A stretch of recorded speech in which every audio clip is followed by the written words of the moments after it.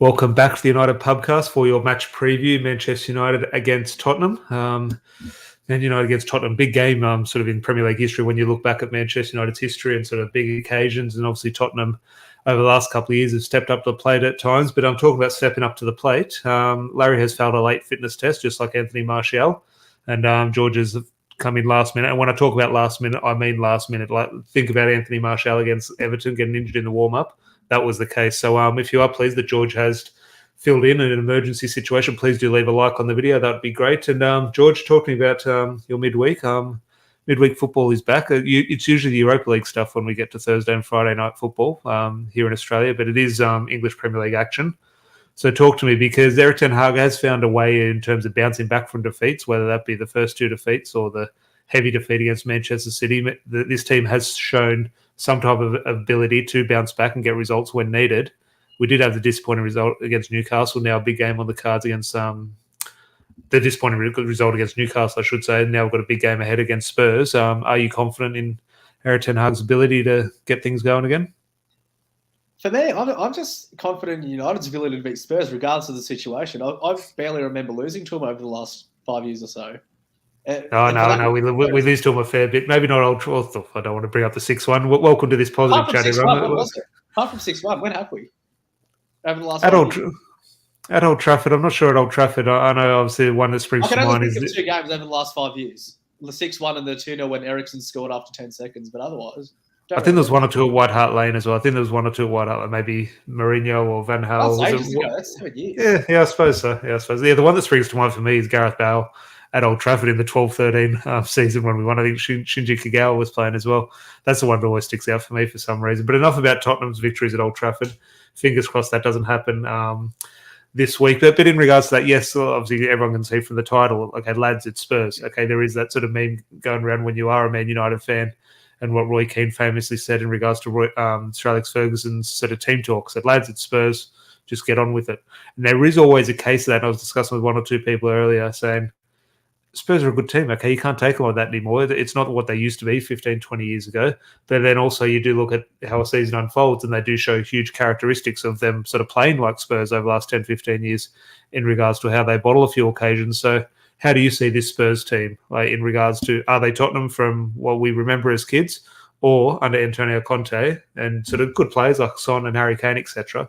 They do have a little bit more about them.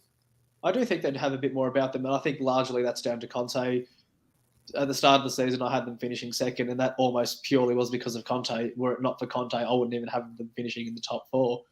And I think what he's done with them, while they're not playing the most scintillating brand of football, what he has done is found a style of football, as boring as we might consider it to be, that's effective and works for them and brings out the best in both Son and Harry Kane. And I do think Kulusevski, if he's fit, will cause us problems off the bench.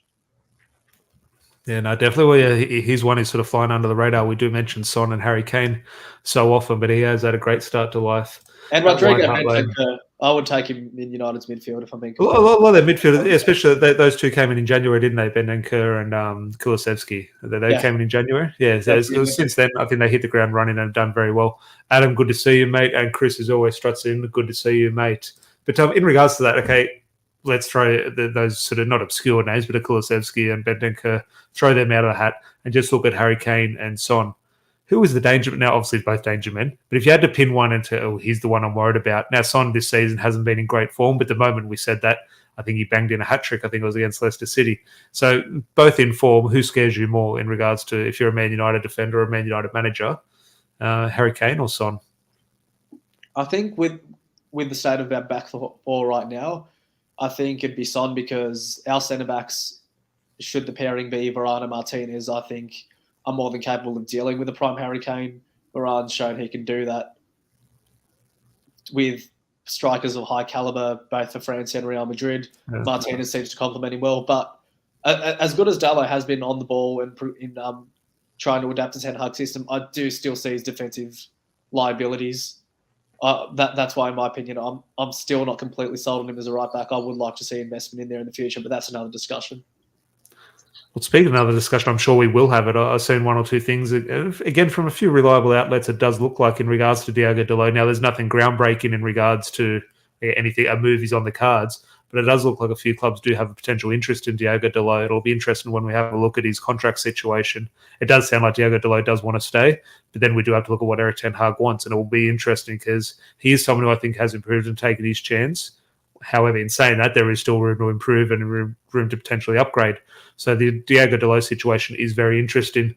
Adam here with a shout in regards to Kulusevski potentially being a doubt for Thursday. Look, fingers crossed from our point of view. Not to wish injury on anyone, but yep, more good players out for Tottenham, the better. Jamie over from Northern Ireland, good to see you, mate. Hope all is well. Conte here. Actually, an inch point from here. Rob, we'll play 3-5-2. In regards to that, does that Erik ten Hag against other teams might have a different approach in regards to parking the bus a little bit, or a counter-attacking style, or a progressive style to try and go forward. In regards to a system sort of approach, in regards to a formation, will a 3-5-2 from Tottenham potentially throw a curveball for Erik ten Hag, where Erik ten Hag might actually adopt a change in shape? Now, I don't think that is the case. I think he might adopt a progressive style or a counter-attacking style, whatever. But in terms of a shape, we're all just going 4-3-3. Is there a situation against a 3-5-2, Erik ten Hag will potentially change things? I don't think so, because I think with Conte's 3-5-2, he generally sits deep and tries to hit teams on the counter. So I just think that, really highlights Casemiro's role in that having to sweep up those out balls that come from Romero through to the wing backs, whether it be Sessegnon on one side or Doherty. I think it'll still be Doherty because Emerson's still got one game left to go in his suspension. But otherwise, the only curveball that it would throw up is potentially you might see McTominay and Casemiro with only one of Eriksen and Bruno, but I don't think that'll be the case. Well, you bring up that. I'll bring up your starting 11, and it'll be interesting because Scott McTominay does return from suspension, obviously picking up those 5 yellow cards. So we will bring up the starting 11s now, and we'll have a bit of a chat about it. And if you are in the live chat, after you do leave a like on the video, please do get your starting 11s or your thoughts on these starting 11s in for us to discuss, because over the last couple of weeks, we've always felt this one, or the starting 11s kind of picked themselves. Maybe there was flip of a coin between Malacia and Luke Shaw, but everything else pretty much picked themselves. Now we're getting in a situation with tough games, players potentially out of form, players in form. Obviously, the fixture congestion. Now it's sort of these starting 11s where, who knows? Well, we could get 11 out of 11. We could get 2 out of 11. So do give us your thoughts in the comments below. But George, I'll bring up your starting 11 here. In regards to no surprises at the back. I was potentially tempted with Malacia, but obviously there are no surprises there in regards to the back four.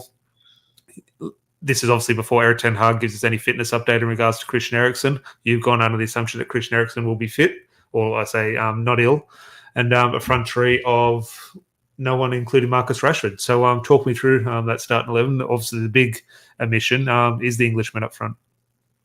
For me, I'm not so sure it's a big omission though, because I think we've touched on how Conte will play. He'll sit deep, and it's no secret that I don't rate Rashford as a footballer.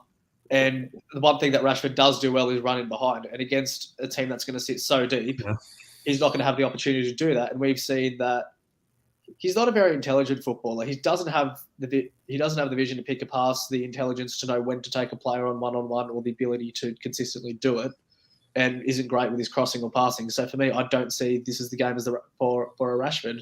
I do think we are more likely to see Rashford against Chelsea, where Potter's going to be more progressive and we can run. He will get the opportunity to run in behind. So I do think Rashford will be held back for that. I do think you need your best footballers on pitch for me. That's why we've got Sancho and Antony there.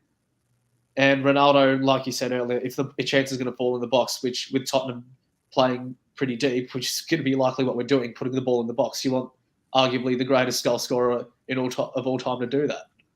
It's a very good point, and one obviously a lot of people and yourself know I agree in regards to Rashford. Now I've included Marcus Rashford, but the points you made, I just included a starting 11 just in regards to who I think will play and sort of, start 11 for this game.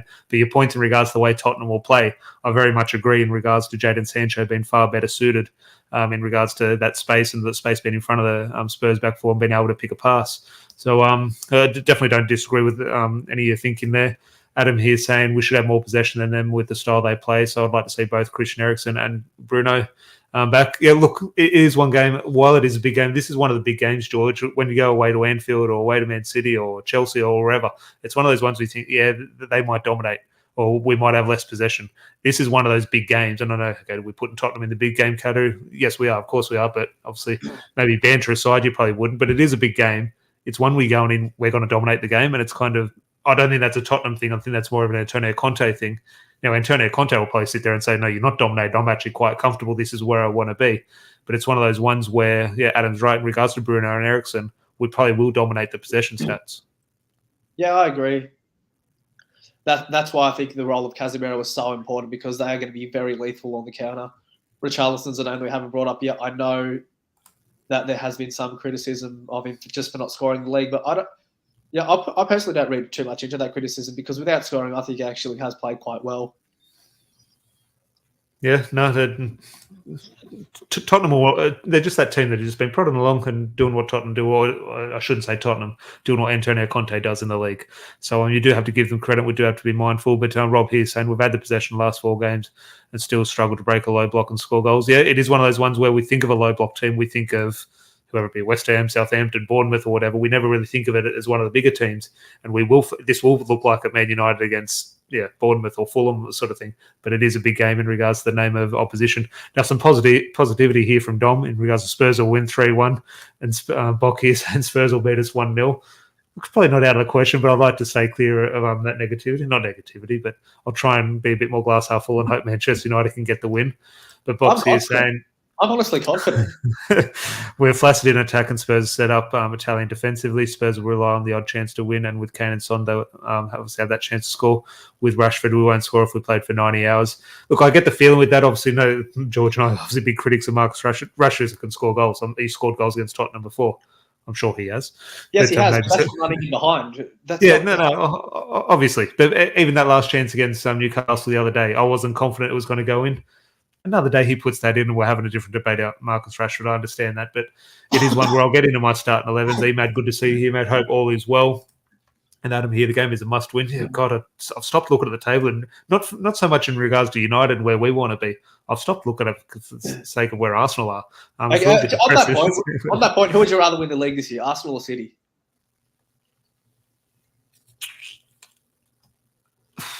Arsenal and that's not. I definitely do not want Arsenal to win, and it's hard because if you weigh up what you have to deal with from fans in regards to City and Arsenal, and just I would weigh it up in regards to I don't want City to win the 3 in the league. That's something we potentially have over them, but in terms of dealing with the Arsenal fans, that might be a little bit tricky. But in regards to potentially saving that 3 Premier League trophies in a row, I could deal with Arsenal. Would almost just be funny. Even I think Arsenal fans would just laugh. Like it wouldn't be like Liverpool like equaling our 20 titles or anything. I think Arsenal would sting, but it would just be you'd even just join in the laughter sort of thing and have a bit of a laugh at Pep Guardiola. Oh yeah, it'd be great. Look, it's one of those things. Like if it was any other season except for when City are going 3 in a row, I'd say City. Yeah. Just for this case, I'm saying Arsenal. But then let's say even City do win. Well, Rob on the IFT pod this afternoon's got the only City fan in Sydney on his show, so it probably won't be too many. Yeah, no, definitely. It's a football thing is on in about an hour's time. Go over there and subscribe. Emad here, Super Pop with through ball for Rashford. I remember the Tottenham documentary that Jose Mourinho pointed out 20 minutes later. The pass is spotted, but I'll bring up my starting 11. And George, I have thrown a curveball. I was thinking of Malacia over Luke Shaw, but I think he will go Luke Shaw. But I was thinking more so in regards to potentially if you have to play one in one game, one in the other. Potentially this game is more suited to Malacia and Luke Shaw against Chelsea. But I think it will go Luke Shaw. So same back 4 as you. I'll go with Scott McTominay. This is under the assumption that Christian Eriksen doesn't play. I think now hopefully he's fit. And if he is fit, I could probably find a way in there for him. And I agree, probably I'll leave McTominay out if Eriksen is fit. But I've gone under the assumption that Eriksen won't be ready. So I'm bringing Scott McTominay back in. I'd say next to Casemiro, but maybe a little bit more advanced. I'm not going to say he's going to go in the box and score another winner, but in regards to a little bit more advanced, obviously we will be, I'd say, camped in there half for large periods. So we do need to apply pressure to their back 4. So I'm bringing Scott McTominay back in. And the surprise for me, again, a little bit of squad rotation. Again, maybe he hasn't sort of set the world on fire in regards to, now he has scored 3 goals in 3 games, with the potential sort of lack of end product from Antony on the weekend, I think. Potentially a chance to leave him out, give him a little bit of a rest ahead of the Chelsea game in regards to rotation, drop in Antony. Now, I fully agree and understand and accept and believe in your thoughts in regards to Marcus Rashford against Spurs potentially not being suited in a wide area. But if I drop Antony, who else is there? Now, yes, you could argue Palestri or Alanga, Garnacho, 100% agree. But in regards to what a bit of a predicted, I do think Marcus Rashford keeps his spot in the starting 11. I assume Anthony Martial is still injured, so I have gone Ronaldo. But the shift is Jadon Sancho to the right. Now, we do think a lot of our good football, well, if we do look back, a lot of our good football under Erik ten Hag, unfortunately, some of it came in pre-season. It was with Jadon Sancho on the right. So I'm just thinking, do you see a potential scenario where that does happen? I do, and I think it'd be harsh on Anthony to play this. If anything, I think Anthony's more suited to this game than he is against Chelsea, so that's why I expected to see Anthony.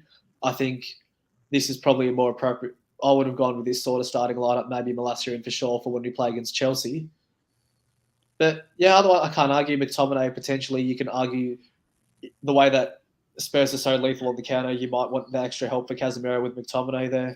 But physical game as well. Now you do have that physicality in Casemiro, but if you can double up that and have Scott McTominay and Casemiro, that is potential. Now, do we have to win that physical battle in regards to dominating the game? Maybe not against Tottenham. Maybe they give us that battle anyway. But in regards to potentially just having one win over them, I could potentially see that in regards to Scott McTominay's introduction. Emad here saying drop Bruno for Eriksen. It's interesting. There was potentially throughout the week you're thinking, okay, what's going to happen there? But in regards to Eriksen's illness, it will be interesting. Why doesn't he ever come under scrutiny? I don't know if Emad's had his Twitter account blocked or not, but Bruno Fernandes is the most abused player on Twitter at the moment in regards to he is so highly... Now, obviously here, Larry and I both, I wouldn't say defend, but sort of give him a bit of leeway in regards to some of his performances, I think, compared to other players. Now, if you do look at the stats, he unfortunately doesn't have the stats to bring up sort of back his argument for some of his frustrations this year. That definitely works against Bruno, but I think Bruno, obviously behind Marcus Rashford and Harry Maguire, is the most criticised player at Manchester United and one of the most heavily scrutinised players in the league. Every single debate, he's argued he's not as good as De Bruyne, he's not as good as this player, he's not doing this. So I think I understand where Emad's coming from, but in regards to, okay, who are you going to play else? You're going to play Pellistri there? You're going to play Donny van de Beek, where he just says, hey, is Donny van de Beek still alive? If Donny van de Beek was fit and alive, I would agree. Okay, give Bruno a rest and play Donny van de Beek. Is Erik ten Hag going to do that? And would that even be the right decision? I'm just thinking... I don't know. Do you see a situation where it would be the right thing to drop Bruno Fernandes, even with potentially no real suitable replacement, or do you find Eriksen as the replacement? Especially somewhere else? Not now, because especially when we've got Bruno as our captain, it would create even more instability with regards to leadership roles in the team. Personally, look, yes, Bruno hasn't been what he was when he first came in, but I don't think he's been that bad to the extent that he deserves abuse left, right, and centre on Twitter. I think. Obviously, the Kevin De Bruyne comparisons will weigh him down a bit. And obviously, it's pretty clear Kevin De Bruyne, in my opinion, has been the best player in the Premier League for the last 5 years. And ultimately, that's why City are where they are. And that's why Bruno are where United are where we are. But the way I see it, like, Bruno took us from down here to up here. Kevin De Bruyne has City up here. You can't just go from bottom to top in no time. You need those players to potentially progress you. Yes, Bruno Fernandes, while he may have the capabilities to do it, may not be the guy that starts as our number 10 when we lift Total 21. I get that. But to get us to that stage, we need the player like Bruno, who is an improvement on what we had at the time. Are we forgetting that we had Fred, Andreas Pereira, and McTominay as our midfield three before Bruno came in? Are we forgetting that? He's significantly improved. Yes, I agree with Emad that he doesn't offer much at the moment. And in regards to that point, Georgia, and I'll discuss this with Emad a little bit, he offers nothing at the moment. Erik ten Hag has dropped he's dropped the captain in Harry Maguire. He's dropped Ronaldo. He will drop players. He's seen something in Bruno Fernandes. Now, we might not see that here. Some of us might, some of us might not. But Erik ten Hag sees something. He has shown he will drop a player. Well, and I'm just thinking... What I do think Bruno does offer now is his off-the-ball work is a lot better and more disciplined. He's not pressing the goalkeeper randomly. Yeah. And he's gotten better at picking the ball. I think Bruno's problem is when he plays against those low-block teams where... Because he's given so much time on the ball, he's almost got too much time to make a decision. So he plays on instinct. He plays on instinct a lot. A lot of his great passes are just around the corner first time, and so some of those are to his detriment. But a lot of his highlight package sort of things do come off instinct. A point here from Box in regards to Bruno's finishing is a worry. He's always plays it overall well wide. Maybe he's mentally shot. It's interesting because usually that was his high point. No matter how he played, he used to put it in the top corner. But that is one of the things I think a lot of us look at passing. Passing has actually been quite good this season. Now he misplaces one pass, everyone loses their shit. He's giving the ball away. His passing actually this season actually been quite good, which is why I think Erik ten Hag has kept him in the team. However, his issue, when he has got in front of goal, he doesn't look like Bruno Fernandes, and it's almost been the opposite of when he was so good. His passing was woeful, but he was putting in the top corner. Now it's just sort of reversed. And I'm just thinking a lot of people have put that down to potentially the contract. So maybe that is, I don't agree with that, but I think it's an easy thing. However, it sort of coincides. So do you think there is potentially something in that after he did sign that new contract? Not necessarily. I just think it's a product of eventually teams will have video footage and see what you as a player do best and work out how to play against that. Bruno, as we see, is an instinctive player. Instinctive players like the opposition defense to make their mind up for them. So by not getting as tight to him and potentially giving him that extra time or second to make a decision, while might not be the tradition of defending in football, might actually be beneficial as an opposition player defending against Bruno Fernandes, who doesn't actually like to have to be proactive and make the decision himself. He's more of a reactive player that plays what he sees in front of him. If you don't give him that moving stimulus to make his mind up, that's when he can get his thoughts get clustered and he gets drawn into taking a needless 30-yard shot or a Hollywood pass from inside his arrowed half. No, very true. Which is why I think a lot of us along the lines of potentially, if we had to prefer one player this season, maybe siding with Christian Eriksen and Box saying Bruno is a rough diamond passer, Eriksen is a beauty passer, but Bruno's still creative, but just not an Eriksen level. Yeah, and I just look at in regards to there's different types of creativity in football, but Christian Eriksen and Bruno Fernandes are both very creative players, but do it very differently. And I think Christian Eriksen has, he has outshone Bruno Fernandes this season because I think Bruno has been relatively poor by his standards, and Eriksen, whether Eriksen's been good by his standards or just what Christian Eriksen is, that has shone through. And fair play to Christian Eriksen. Fingers crossed, as I said, I don't have him in my 11. I have gone Scott McTominay, but fingers crossed he is fit because he's making this team click when they are there. But before we sort of move on to... We missed Eriksen yesterday, didn't we? Oh, jeez. I never thought we'd be in a position where we'd miss Christian Eriksen that much. And we've got Fred in there. We've gone 21 minutes and finally mentioned Fred. Thank you, George. That's enough. I don't want to give you too much ignition, but I didn't say he's shit. I just said he's an instinctive player. Munsey here, good to see you, mate. Morning, lads from the UK. Hope all is well. Make sure you go over and subscribe to Munsey Talks if you haven't. And George, before we sort of move on and wrap up the podcast with the main topic I do want to discuss on this show, here we are. We had a score prediction. Talk to me. You are confident, though. Yeah, I'm confident. I think it's either 2-1 or 1-0 to United. Let's say 2-1 because I don't think we'll keep a clean sheet with Kane and Son there. 2-1 United. Yeah, look, well, that's the main reason I have gone Luke Shaw in regards to the Malacia debate. I was thinking Malacia, but I was thinking Eriksen. At the end of the day, as bad or as frustrating as the result was against Newcastle, it was a clean sheet. So I do think potentially, okay, he does keep that back forward. Do United keep another clean sheet, especially against Tottenham? Yeah, probably not. So I think 2-1 is a good shout. I'll match you and go 2-1.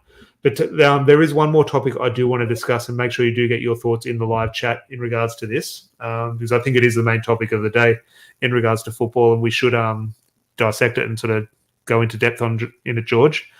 Steven Gerrard could potentially be sacked. Talk to me. I'll take Steven Gerrard sacking over 3 points. Oh, it'd be nice. Obviously, it wouldn't go that far. Oh, it'd be lovely. The English media would be all over it, just calling how Gerrard was so unfairly treated at Villa, despite all the backing that he's gotten. They'll say he was unfairly treated. They pulled the trigger. Did you see his interview during the week before the Chelsea match? Now, I know they went on to lose the match against Chelsea, but he came and said, now I could see what he was doing. It was shocking mind games. It was a horrible attempt at mind games. I could see what he's potentially trying to do. But regardless of what he's trying to do, he's still saying those words, and still it was going to sort of be printed in the national media. And I was just thinking, what an idiot! Oh, come on. We've seen him play for 17 years enough to know he's an idiot. When Brendan Rodgers tells him, "Give me your best 45," he interprets that as seconds, not minutes, and goes and gets sent off in his final game against United. It's great to see that happening as a manager now. Good one. I like that. Fox here, Poch to Villa. Poch gone from Real Madrid rumours to relegation Villa. Well, Pochettino, what's the latest with him in regards to, is he maybe just waiting for another job to sort of spring up? Yeah, he's clubless at the moment. You know what? I don't think Villa's the worst shout for him at the moment. I guess it's a similar sort of job to Southampton when he first came over. Let's not be mistaken. Villa have very good players. Tyrone Mings aside, they do have very good players in the team. A few that I'd actually take it. I think Douglas Luiz would do a job in our midfield. Well, the one player I don't think Man United. I do like Jacob Ramsey. I don't think Man United will be in a position to side Jude Bellingham. I think he's the one everyone's going to go for. Look, who knows? Who knows going to finish in the top 4 in England, and that'll change the dynamic and where he ends up. At the moment, I don't think Jude Bellingham ends up at Old Trafford. Now, I don't want to settle, but I think the next best thing in regards to finding that next big, not star, but next big sort of player in England's midfield is Jacob Ramsey. I really do like him. But yeah, if you do look at price tags in regards to Villa, if Man United wanted any of those players, we wanted that Kamara. I'm not saying get Ollie Watkins, but if we wanted Ollie Watkins, he would cost 60, 70 million. And I'm just thinking, yeah, they are a team that are underachieving, and I would love nothing more than to see Steven Gerrard get the boot. In regards to Emad, he's saying, what did he say? It was along the lines of you sitting down and just saying, Chelsea have been in the Champions League. Chelsea spent this money. They've got this player and this player. They really should be coming here and wiping the floor with us in Villa. They should be coming here and wiping the floor. And it was just a real defeatist attitude. I could see where he was coming. He was trying to put pressure on Chelsea, but it failed miserably. He was just sort of, it was just you had to go back and watch the audio. It was just, Gerrard's body language, arrogance. Tyrone Mings did just as well to put things on the plate for Mason Mount. Oh, imagine at the World Cup and you got a centre-back pairing of Tyrone Mings and Harry Maguire. Well, I can see it happening. What fills you with more sort of confidence in terms of winning a World Cup? Harry Maguire and Tyrone Mings as a central pairing in England, or Fred and Casemiro as a central pairing for Brazil? Oh, at least Casemiro's a good footballer. What are the other two? I still love a scenario where Fred wins a World Cup. Like, is a central player in the Brazil team. That would become the face of like Football Funny's Facebook page, like just Fred lifting that World Cup trophy. That should be the new pubcast logo if that does happen. Yeah, no, okay, we'll lock that in. If Fred does win the World Cup, we will change our logo from the beer and microphone to just a picture of Fred with the old trophy. What's the name of the trophy? The Jules Rimet trophy. Jules Rimet trophy.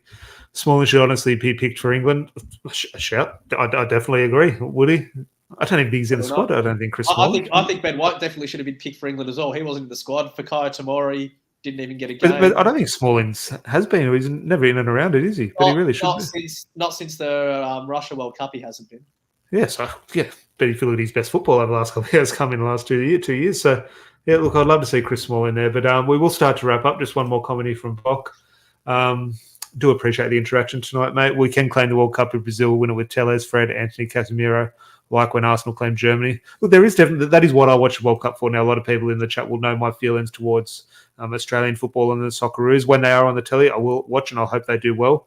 But I don't have that connection. I wish I did. I don't feel good that I don't have that connection to just the way it is. And maybe just sort of my love for Man United has shone through. But in regards to that is what I get out of the World Cup. I look at what players we have and how they can go in the tournament, how they can sort of have sort of good memories. And I do look at potentially who we have to potentially win a World Cup. Obviously, last time we did have Paul Pogba, and I think he was the first player to do it in a United shirt. We have had World Cup winners, but I think Paul Pogba was the first to do it while currently a United player, other than 1966, where there was Bobby Charlton, Nobby Stiles, and there was one more player. I unfortunately forget the guy's name. Nobby Stiles, Bobby Charlton. I think there was one more player in that 66 World Cup team. But in regards to this World Cup coming out here, George, we do have a real scenario where a Man United player does win it. You look at Argentina, we've got Lisandro Martinez. You just rattled off the names of Brazil. We have countless names there. I would like to see Portugal win it in regards to the Ronaldo-Messi debate. We do have 3 Portuguese players. I don't think that's going to happen. England, okay, they're not going to win the World Cup. On paper, we've all drawn up a scenario where they can win it. You look at France with Martial, potentially, obviously, Rafael Varane. So I'm just thinking, are you confident? I'm not sure if that is the word, but can you see a Man United player winning the World Cup? That would be a funny scenario. What if you're a guy winning Palestri gets a World Cup title before he makes a United debut? Has Palestri made a competitive debut for United? No, I don't think he has. Yeah, might not. Yeah, I'm not sure. I'm thinking maybe there was a substitute appearance, maybe under Solskjaer. I forget. But no. Yeah, that'd be a very Manchester United thing. Oh, no doubt.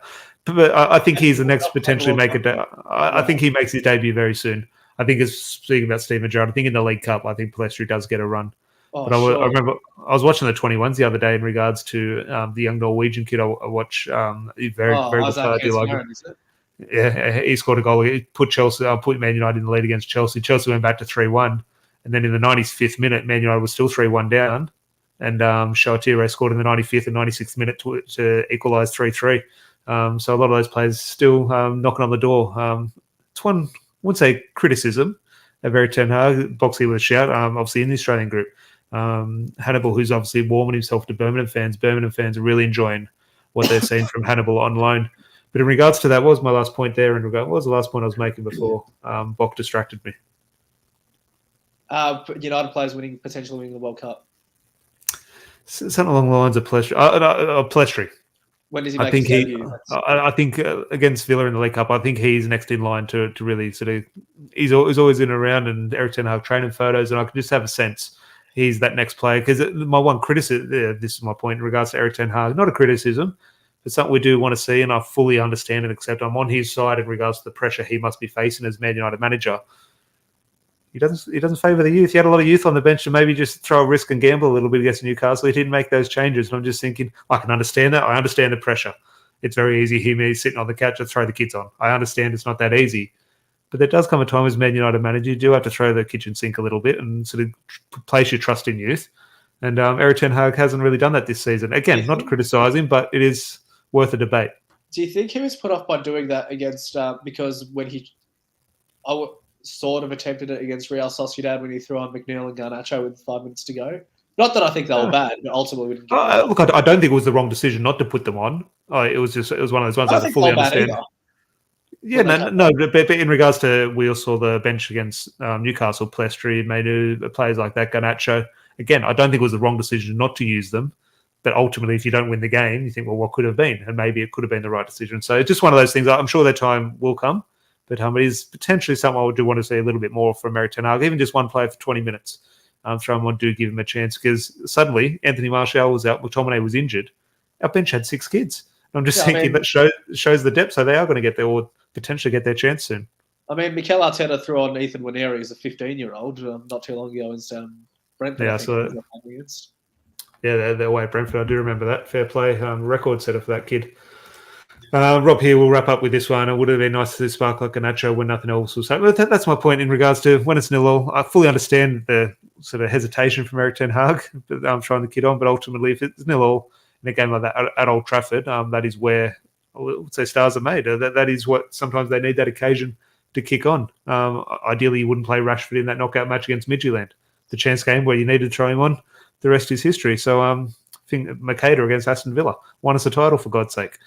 These things do need to happen, but I'm sure that time will come for one or two of those young kids. But if you're to put money on it, I think Plestri will be first off. Can I say Plestri as a kid is a pretty big money signing from Uruguay, to be fair. But you know what I mean by the young players. But George, is there any sort of Man United news or points you do want to raise before we do wrap up? Do we want to talk about the elephant in the legal world? Barcelona, Benzema. Oh, Benzema won the Ballon d'Or, but talk to me. Yeah, he did too, actually. Yeah. Like the one thing, just on that Ballon d'Or, like, are we all in agreement that the World Cup is going to happen in 2022? Like, do we agree that's true? The World Cup happens in 2022. I've lost track of what the Ballon d'Or is. Like, is it for the previous season? Is it for the calendar year? But that's what I mean. This is the first time that it hasn't happened the first week of January. It hasn't included the whole year. Like, what's going on that for this to be the case? Yeah. The whole calendar, the football calendar since COVID has just thrown me. Don't get me wrong, Benzema completely deserves that award. I'm not disagreeing with that, but the World Cup is arguably the biggest event in world sport, let alone football. So why are we not, especially with this is an award for the 2022 calendar year, why are we not waiting for that to finish? Yeah, no, look, it's a very good point. I don't disagree, but as you say, and I know you do agree as well, which you just said, fair play to Benzema, definitely a deserved winner. And look, he could be winning the World Cup in a couple of months' time. Rob here saying Anthony Martial, I'd like to see him fit. Would you be shocked if he's not fit? Of course not. I don't think he will be ready. Hopefully he's back for Chelsea, but again, won't be shocked if he's not. Hopefully he can, because I think he does make us a better football team, and he has been playing well this season. But until then, the main man for me is Cristiano Ronaldo up front. I think he's our best source of goals. But unfortunately, Spurs have a few sources of goals as well. But fingers crossed we can come out on top in regards to that. But again, a big thank you to everyone in the live chat. Plenty of opinions and interaction in the live chat today, which is good. George, his late injury replacement for Larry, very much appreciated. Please do leave a like on the video if you do appreciate that. Make sure you subscribe if you're new. And here we did put our predictions a little bit earlier. Good to see you, mate. Let us know yours in the comments below. We're both on 2-1. Fairly confident 2-1, if that makes sense. But as I said, please do leave a like on the video. And until then, we will chat to you. When is the match? Thursday. So we'll be back on Thursday night with a review. 6:15 a.m. Nice kickoff time for us. Yeah, no, for those watching overseas, 6:15 on a Thursday is wouldn't say prime time, but it's pretty good for this time of year. It's quite an enjoyable one, that one. Over a bit of breakfast if United do the business. If they don't do it. It is a long Thursday. It would have been at the same time as Arsenal City if had that game not been postponed. Yeah, oh God, you look at the Premier League fixtures now, what a huge game that would have been. Now it's just put on the back burner, and you would have loved those two teams to play each other at the moment, but is not the case. It's probably a good thing for Arsenal that game has been postponed, because you'd think City would bounce back against the Arsenal the way after the Liverpool result. So maybe it's a good thing for Arsenal that it's been postponed a bit. Potentially, but yes, look, I do agree. But ultimately, the form Arsenal are in, you might as well play them in the form they're in, or Arsenal would want to, because not to criticise Arsenal, fair play to them. Again, I don't want to shit on them, but they can't continue this. I'm sure they want to get it. Leeds should have got a point out of them. Oh, no, don't get me started. I've made my thoughts on the Patrick Bamford penalty. I do not want to get into that again. I just don't rate Patrick Bamford as a footballer. Yeah, no, we can agree on that. If you do agree on that Leeds shit and Patrick Bamford isn't a striker, please do leave a like on the video. Subscribe if you're new. And fingers crossed Larry returns to fitness and joins us on Thursday to discuss the win. I say win. You know what I mean. Against Spurs on Thursday night. Until then, have a good one. Cheers.